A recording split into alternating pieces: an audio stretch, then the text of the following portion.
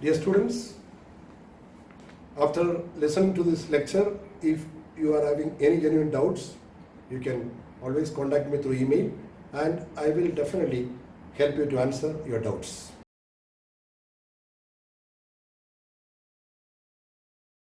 Good morning, dear students. Today I shall take up a new chapter, chapter number 4, Aggregate Demand and Aggregate Supply. First, we shall discuss about the concept of aggregate demand. Aggregate demand is the total quantity of all the final goods and services demanded by all the households, all business firms, all governments, and the foreign sector of an economy at different price levels during a given time period. Other things remain the same. It means aggregate demand is the total demand for all the final goods and services by all the four sectors of an economy at different price levels. You know, there are four major economic participants in macroeconomics: the household sector, that is the consumers; the business sector, the investors; the government sector, the federal, state and local governments; and the foreign sector or the international sector or the rest of the world sector, which consists of exports and imports. So the total demand by all these four sectors is a total demand for all the final goods and services. Okay, the total quantity of all the final goods and services demanded by all these four sectors of an economy at different price levels during a given time period. Other things remaining the same is the aggregate demand. Okay, now let us see the components of aggregate demand. Aggregate demand has four major components. Number one, personal consumption expenditure of households. The spending by households on all final goods and services. We use the letter C for personal consumption expenditure, which accounts for nearly 2/3 of the aggregate demand in most of the economies of this world. Then comes the investment spending, the gross private domestic investment by the business firms in the economy. They're spending on machines and equipments, production of capital goods, in order to use them for the production of other goods and services would be investment. Investment has three components: the investment on new buildings, machines and equipments, then investment on residential housing, and inventory investment, the stock of capital goods at any time with the business firms. So these three components make up the investment demand or the investment expenditure. We use the letter I for investment spending. Investment spending is the most volatile component of the aggregate demand and the GDP, because the investment decisions are based on the realm of future, which is quite uncertain. The business firms or the business people do not know what will happen in the future, because you cannot predict the future with 100% accuracy.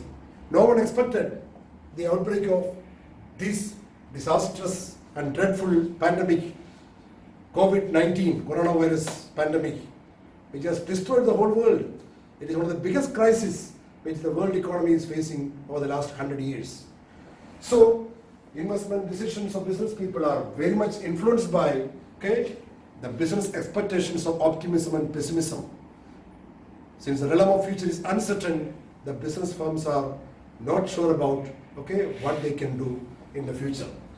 Then comes the government purchases. The federal government, the state governments and the local governments spend lots of money on office equipments, purchase of automobiles, purchase of stationaries, and also government itself produce many things for the economy. The spending by the government on all these kinds of goods and services called government purchases or government expenditure. We use the letter G for government expenditure.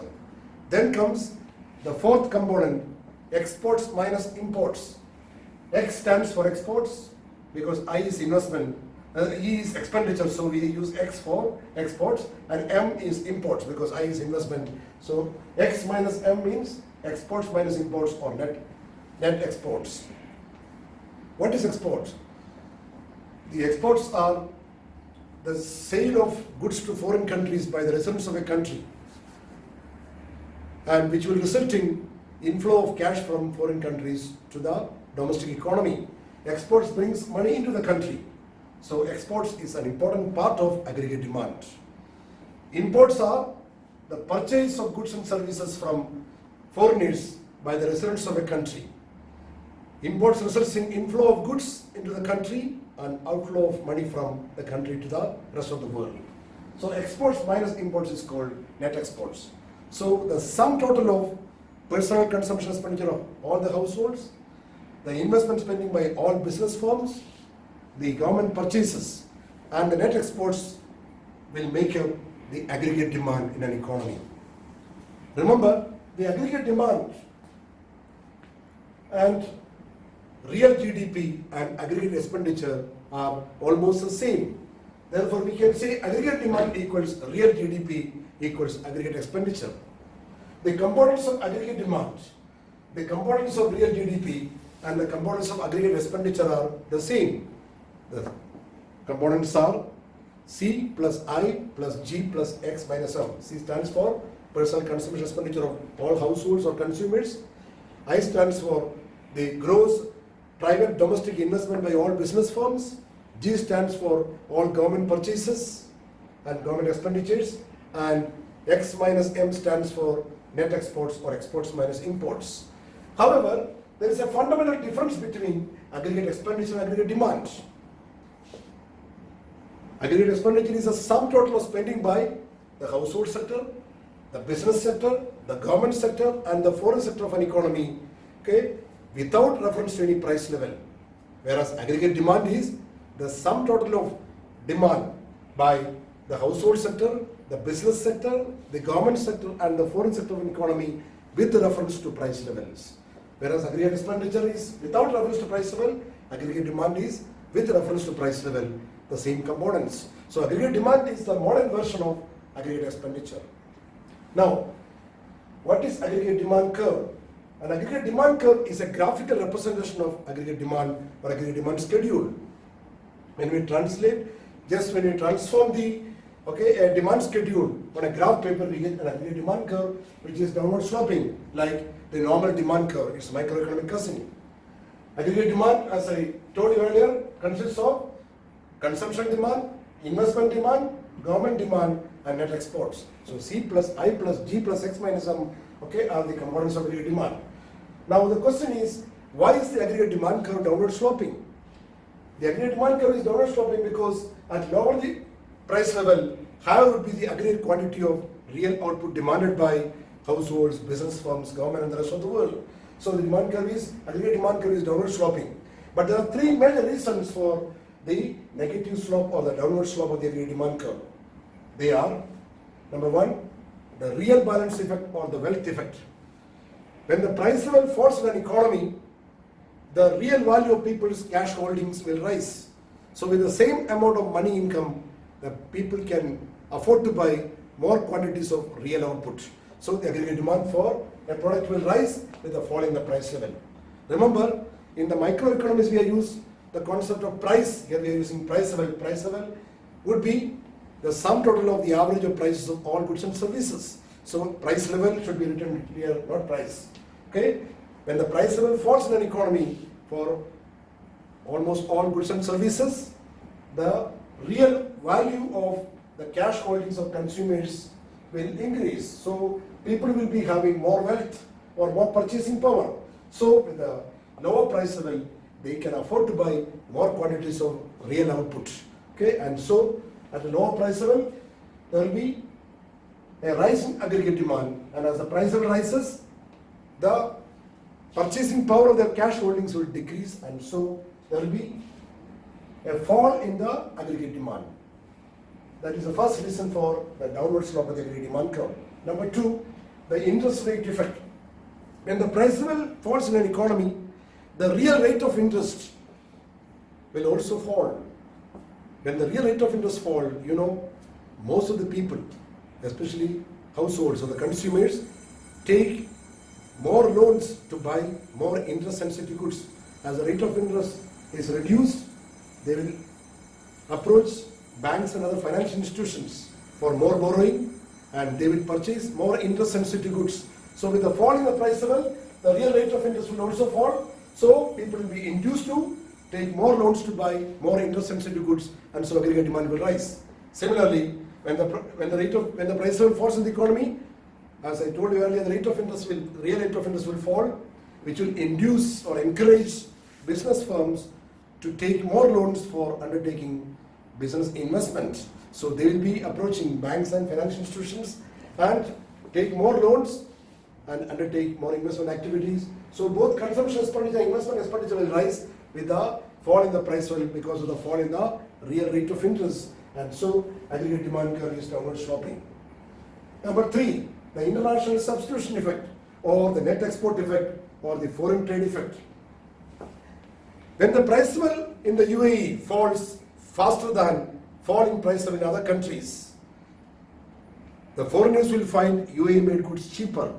So they'll be attracted to buy more of UAE's exports. So UAE's exports will rise, and UAE residents will find foreign goods expensive to buy, as the price level in other countries will be higher than the price level in the UAE. So our exports will rise and imports will fall, and as a result, there will be a positive net exports and aggregate demand will rise. So aggregate demand curve is downward sloping because of 3 reasons: the real balance effect or the wealth effect, the real interest rate effect, and the net export effect or the international substitution effect or foreign trade effect. These are 3 reasons for the negative slope or the downward slope of the aggregate demand curve. Now, let us discuss about the factors that shift aggregate demand curve to the right or to the left. Okay? All those factors, other than the price level, which influence the demand for consumer goods, that is, the consumption expenditure, the investment expenditure, the government expenditure, and the net exports, will shift the aggregate demand curve rightward or leftward. Okay?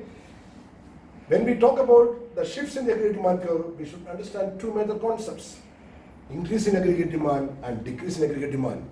An increase in aggregate demand means more quantities of real output will be demanded by all 4 sectors of the economy: households, business firms, government, and rest of the world, at each and every price level or at all price levels. Okay? That means with the same price level, consumers, business firms, government, and the rest of the world would be able to demand more quantities of real output. Okay? And the aggregate demand curve will shift to the right. Conversely, a decrease in aggregate demand means less quantities of real output. Aggregate output will be demanded by all the 4 sectors of the economy at each and every price level or at all price levels. When aggregate demand decreases, the original aggregate demand curve will shift to the left. When aggregate demand increases, the original AD curve will shift to the right, as shown in the diagram here.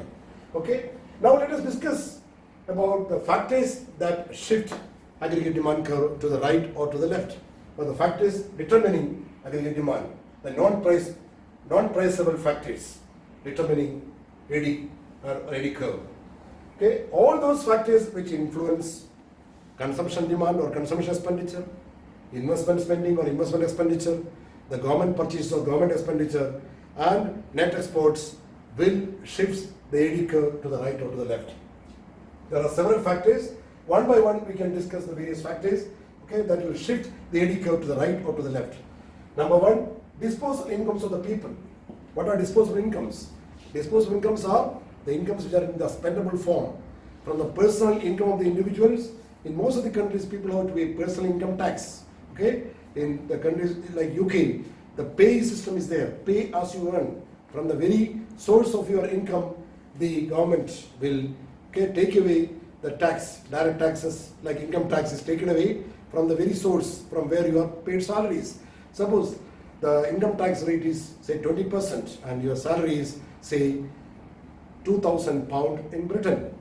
So 20% of 2,000 is 400 pounds sterling will be taken from the source, and you will be getting only 1,600 pound out of 2,000 salary. So that 1,600 is called disposable incomes.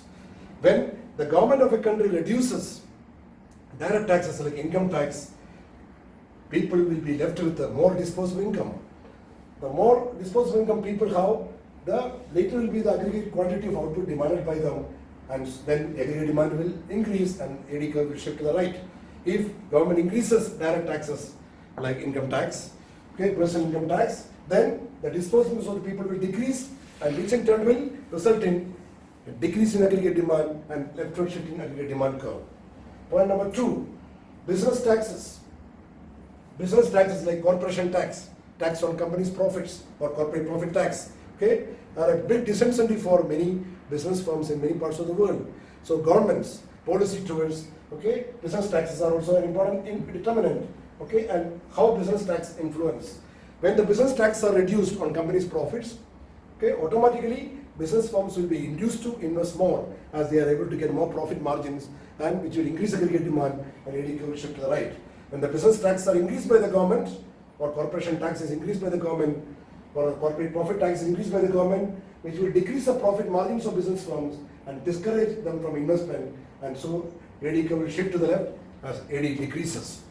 Number 3, real interest rate. When the rate of interest in the economy is low, both consumers and business firms will be induced to take more loans from the banks and financial institutions. At lower rate of interest, consumers will go to the banks and take more loans for buying, okay, durable consumer goods like automobiles, refrigerators, air conditioners, and other kinds of, okay, durable items. Same way, when the rate of interest is low, the cost of borrowing is low, business firms are induced to borrow more funds from banks and other institutions to undertake, okay, more investment activities, which will encourage them to invest more. More investment and more consumption expenditure means an increase in aggregate demand, and ADK will shift to the right.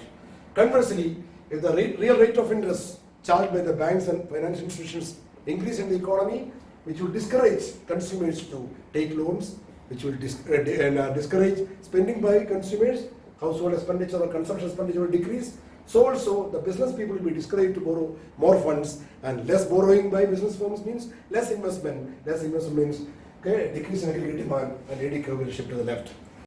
Number 4, money supply in the economy. When money supply in the economy is increased by the central bank, okay, the Federal System in the USA, or the Bank of England in Britain, or the UAE Central Bank in the UAE, automatically a part of the increase in money supply will come to the hands of households and business firms. So they will be induced to spend more, and automatically aggregate demand will increase, and ADK will shift to the right. When money supply in the economy is curtailed by the central bank, and banks are discouraged to give loans and advances to the customers, automatically it will decrease aggregate demand, and ADK will shift to the left. Number 5, the size and composition of population of the country. See, the population is a very important determinant of aggregate demand, because the larger the size of the population, higher will be the consumption expenditure of the people. And again, if the population consists of more of young people are having high propensity to consume. They are spending more money on, okay, fashionable items and modern items, and automatically the aggregate demand will increase. So increasing population or a bigger size population consisting of more young people would mean increasing consumption expenditure and increasing aggregate demand, and ADK will shift to the right, and vice versa. Similarly, technological progress. When the technology of an economy improves, an improvement in technology means investors will be willing to invest more money as they are able to reduce the cost of production, and they can get more profit margins. So technology progress will increase aggregate demand, and ADK will shift to the right. Same way, a deterioration of technology, conversely, will discourage aggregate demand, and ADK will shift to the left. Then consumer confidence. If consumers are confident about the present and the future situations, they will be willing to spend more money. See now, since the world economy is badly affected by COVID-19, coronavirus pandemic, consumers are scared because many of the people are losing jobs. Many of them are likely to lose jobs. According to the United Nations, 25 million people will lose their employment globally during this pandemic, and it will take so much time for a recovery. According to the International Monetary Fund and World Bank, the current crisis facing the world economy is worse than the crisis which we experienced during 2008-2009 world recession time. Okay, over the last 100 years, this is one of the biggest problems confronting the global economy, because the consumer confidence is shattered and the business confidence is also shattered, which means a decrease in aggregate demand. Okay. On the other hand, if the consumers are confident about the future, if they have guaranteed employment and guaranteed, okay, lifetime job, like in countries like Japan, then automatically they will spend more money and aggregate demand will increase, and ADK will shift to the right. Then next point, the wealth of the people. If the wealth of the people increase, automatically they will be willing to spend more money as people are having, high propensity to consume as their income increases. So as the wealth increases, consumers will spend more money and which will increase aggregate demand and ADK will shift to the right. As wealth of the people decrease, as during the current period, automatically consumers will spend less money and AD will decrease and ADK will shift to the left. Next point number 9, expectations about future price level. If consumers are expecting that the future price level will be very high, to save the money, they will spend the money now to buy consumer goods and current aggregate demand will increase and ADK will shift to the right. Okay, if they are expecting that the future price will be less, they will spend less money now and they will wait for future, and so the current aggregate demand will decrease and ADK will shift to the left. Then, business expectations. See, the business expectations are based on the realm of future. Okay, business optimism and business pessimism. If the business people are optimistic about the future, they will be willing to invest millions of dollars on various programs and projects. If they are pessimistic about the future, no new investment will be forthcoming. Now during the coronavirus time, there is lockdown in many countries. A country like India is locked down for 21 days, UAE is locked down for several days, and many countries of this world have, lockdown which have affected business confidence and business expectations, and business people are very pessimistic as they are unable to sell their products. Okay, there is supply chain, the complete supply chain has broken down and everything is disrupted, production process disrupted, which will have far-reaching consequences of aggregate demand as well as real GDP and the world GDP itself. Okay, next, the expectations about future incomes. Okay, if people are certain that they will have guaranteed income in the future, they will be spending more money in the current period, and which will increase AD and ADK will shift to the right. If they are having uncertainty about the future, they will not be willing to spend their hard-earned money as they are really scared about the future, and the current aggregate demand will decrease and ADK will shift to the left. Expectations about future profits. If business people are expecting a lower profit level in the future, like currently because of the widespread pandemic of COVID-19, coronavirus pandemic, business people are completely pessimistic and they don't expect any profit in the future. The next 3 to 6 months, they don't know what will happen, and so no new investment will be forthcoming, which will decrease aggregate demand and ADK will shift to the left. Then, again, government expenditure. See, during this COVID-19 pandemic, the consumption expenditure and the business spending or business investment declined drastically. However, the government expenditure is increasing. In countries like United States of America, the Trump administration has pumped in $2 trillion.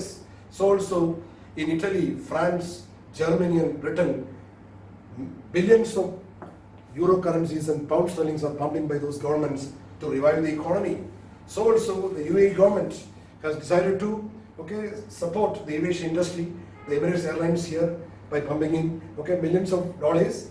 All these things will definitely increase government spending, and increasing government spending generally means other things remain the same and increase in aggregate demand. And if the government expenditure is decreased, automatically the aggregate demand can decrease and ADK can shift to the left. But in the current situation, even though the government expenditure is increasing in different parts of the world, it may not increase aggregate demand as the major component of aggregate demand. The personal consumption expenditure of households and the investment spending by business firms are very badly affected and adversely affected, and total production was disrupted, and AD will be definitely decreasing in the current period. Then access to credit. If credit is easily available, automatically there will be more consumption expenditure and more investment forthcoming. If credit facilities are not easily available, a lot of restrictions on getting credits from banks or financial institutions or other sources, then definitely which will discourage consumption, investment and decrease aggregate demand, ADK will shift to the left. Then indirect taxes.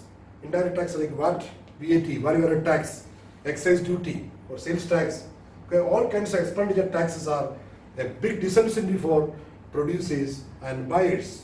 An increase in value-added tax means increase in price level and discouraging consumption expenditure, which will decrease aggregate demand and ADK will shift to the left. A decrease in the amount of VAT by the government will definitely encourage business people to invest more and consumers to buy more, and consumption expenditure will increase, and as a result the AD will increase and AD curve will shift to the right. Then foreigners' income.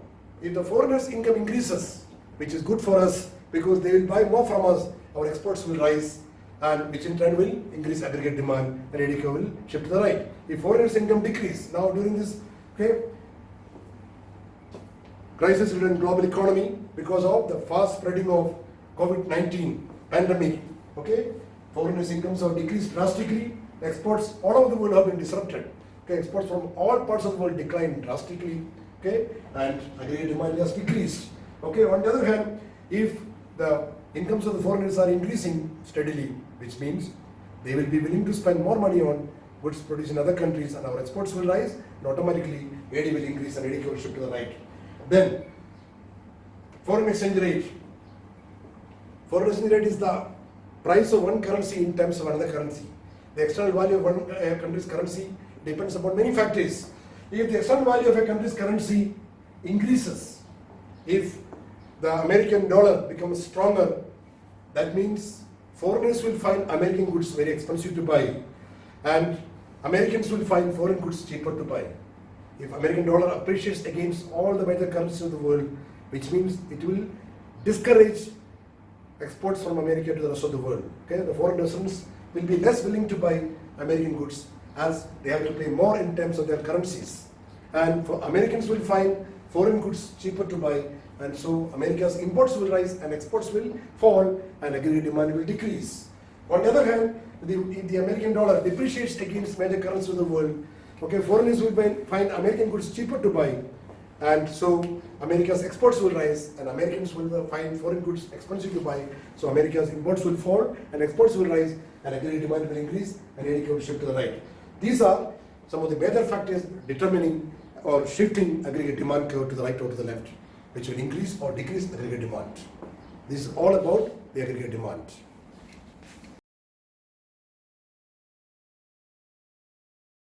Now the second part, we discuss about aggregate supply. Aggregate supply are of two types: short-run aggregate supply and long-run aggregate supply, which is with reference to the period of time in which the aggregate supply is taking place. First of all, let us define the aggregate supply, which is the total quantity of all final goods and services supplied by all business firms in an economy at different price levels over a period of time. Other factors that affect the aggregate output remain constant. So the total quantity of all the final goods and services supplied by all business firms in an economy at different price levels over a period of time, keeping all other factors determining the aggregate supply constant. That is the definition of aggregate supply. If you want to define short-run aggregate supply, is the total quantity of all the final goods and services which all the firms in an economy would like to produce and supply at different price levels in the short run. All other things remain the same or constant. So in the short run, keeping other variables influencing aggregate supply constant, the total quantity of final goods and services which all the business firms are willing and able to produce and supply in the market is the short-run aggregate supply. The short-run aggregate supply curve is always upward sloping. The SRAS curve, we use the term SRAS. SRAS means short-run aggregate supply curve is upward sloping. It shows the relationship between the economy's price level and the amount of the final goods and services the firms in the economy would like to produce and supply. Other things remain constant. The relationship between the economy's general price level and the total quantity of final goods and services which all the firms in the economy would like to produce and supply at different price levels, keeping other variables constant, is the short-run aggregate supply curve. The SRAS curve or short-run aggregate supply curve is upward sloping because of one major reason. It is upward sloping because as the price level in the economy rises, the profit margins of business firms will rise. Because many of the firms' costs would not change in the short run. The short run costs remaining constant. When price level increases, most of the firms will be able to earn better profit and their profit margins will rise, and so they are induced to invest and produce more output in the short run. Now let us talk about the factors that shift the short run aggregate supply curve, or the factors that increase or decrease short run aggregate supply. What do you mean by increase in short-term aggregate supply? An increase in short-term aggregate supply means, okay, all business firms will produce and supply more quantities of all final goods and services at each and every price level or at all price levels, and the SRS curve will shift to the right. Conversely, a decrease in short-term aggregate supply means all business firms in an economy will produce and supply less quantities of all final goods and services at each and every price level or at all price levels, and the SRAS curve will shift to the left. What are the factors that will shift SRAS curve to the right or to the left? Okay, there are again a dozen factors which can shift the SRAS curve to the right or to the left. First is the production technology. This factor influences the aggregate demand also. An improvement in production technology means the cost of production will decrease. With advancement in technology, the average cost of production and the marginal cost of production has declined substantially, and the firms are able to produce more, and so aggregate supply will increase, okay, at each and every price level. On the other hand, if there is a disruption of technological activities, or if there is a deterioration of production technology, definitely it will increase the cost of production and will decrease aggregate supply, and SRAS curve will shift to the left. Stock of capital. The larger the quantity of capital stock in a country, the greater would be the productive capacity of the economy. More capital goods means, okay, economy would be able to produce more quantities of output in the economy, which means increased capital stock will increase aggregate supply and SRAS curve will shift to the right. If the stock of capital in the economy decreases due to one reason or another, the aggregate supply will decrease and SRAS curve will shift to the left. Then comes supply of labor. Okay, one of the major factors determining output in the economy is the human resources. The supply of labor in the economy increases, automatically there will be an increasing aggregate supply and the SRAS curve will shift to the right. The supply of labor decreases due to maybe people leaving the country, emigrating to other countries, or due to large proportion of population being old and unable to work. In that situation, the SRAS will decrease and SRAS curve will shift to the left. The quality of labor. Workers who are trained well, who are educated, will be able to produce much more than untrained and illiterate workers. So if they get better training and better education, the quality of labor will improve, which means the short-term aggregate supply will increase and SRAS curve will shift to the right. On the other hand, if most of the workers in a country are illiterate and less talented and less skillful and less trained, which means aggregate supply will decrease and SRAS curve will shift to the left. Next point, the business taxes. Again, this will influence aggregate demand also. The tax on companies' profits or corporate profit tax. If the government reduces the corporate profit tax, okay, during this COVID-19, many governments have reduced corporate taxes to encourage business people to invest more. So a decrease in business taxes like corporation tax will increase aggregate supply and SRAS curve will shift to the right. Conversely, if the business taxes are increased, tax on companies' profits or corporate profit taxes are increased by the government, then automatically it will discourage investment and aggregate supply will decrease and SRAS curve will shift to the left. Wages of workers.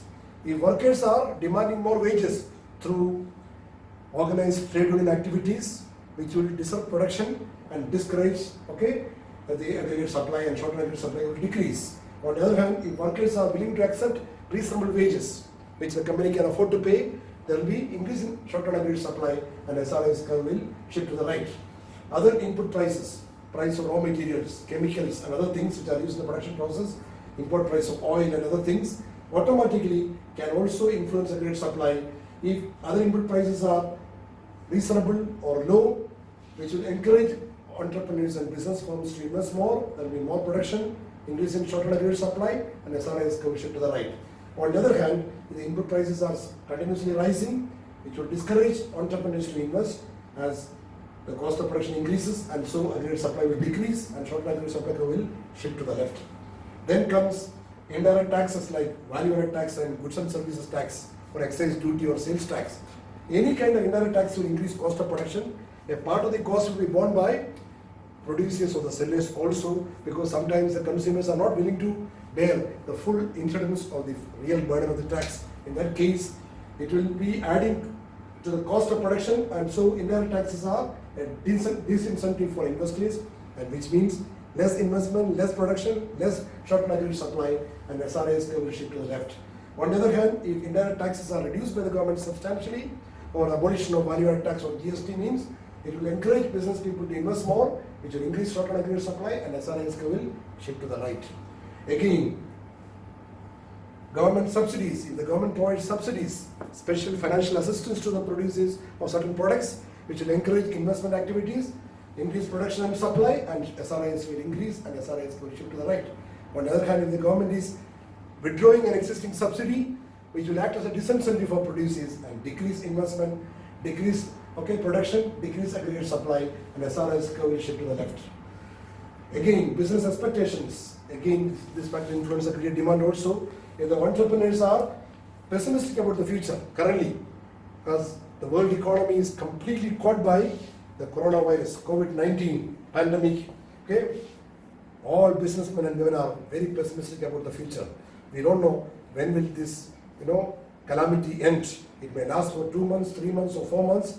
The earlier it is contained, it is better for business. If it is not contained soon, it will definitely discourage business, and automatically business investment will be less forthcoming, and less aggregate supply, and short-term aggregate supply will decrease, and SRIS will shift to the left. On the other hand, if business people are optimistic about the future, if they are having better expectations or business confidence, more investment will be forthcoming, and more production, more aggregate supply, and SRIS will increase, and SRIS will shift to the right. Then supply shocks, COVID-19 pandemic. Some supply shocks like natural calamities or this kind of unexpected calamities in a century. Last century we had Spanish and a flu. Swine flu. That flu has killed more than 50 million people globally.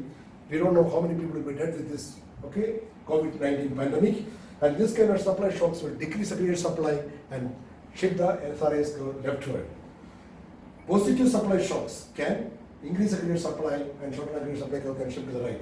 Then political situation. The political situation prevailing in the country is conducive for business. If the government is encouraging business firms by giving them tax concessions and making licensing policies easier and not harassing the business people, not sending inspectors to check and harass, then automatically more investment will be forthcoming, the short-term aggregate supply will increase, and SRIS will shift to the right. Conversely, the government is autocratic and absolutely blockbusters, doing nothing good for the business, as it is happening in many countries now, automatically, which will discourage business investment, and aggregate supply will decrease, and SRIS curve shift to the left. These factors will shift SRIS curves, and different factors. Then long-run aggregate supply. Long-run aggregate supply is the total quantity of final goods and services supplied by all business firms in an economy at different price levels in the long run, other things remaining unchanged. In the long run, all business firms in the economy willing and able to supply certain quantities of output, is called LRAS, long-run aggregate supply. This LRAS curve is vertical. It's a vertical straight line curve according to neoclassical economists and monetarists, because they expect that the economy is expected to be operating at its potential output level or full employment level in the long run. So automatically it will be a vertical straight line. So LRAS curve is vertical straight line because it is independent of the changes in price level. Price level may rise or fall. They are not bothered because everything can be adjusted in the long run. Wages can be also flexible. The cost of production can be flexible. So the economy is operating at its full employment level of income, the potential output, it will be a vertical straight line. The macroeconomic equilibrium in the long run occurs when the aggregate demand is equal to short-term aggregate supply, which is equal to LRAS. And LRAS is a vertical straight line, SRIS is an upward sloping curve, and AD curve is downward sloping. The intersection point is LRE. Long run, LRE means long run equilibrium point. P is the long run equilibrium price level, FEY, full employment income, because the economy is operating full employment. This is how we are able to achieve long run equilibrium. If you want to achieve short term equilibrium, you can achieve that when the SRAS curve, SRAS is equal to the aggregate demand, and we can achieve the equilibrium point. Equilibrium price level here, this is the equilibrium output. Here we show real GDP, and here we show price level. This is the short term macroeconomic equilibrium.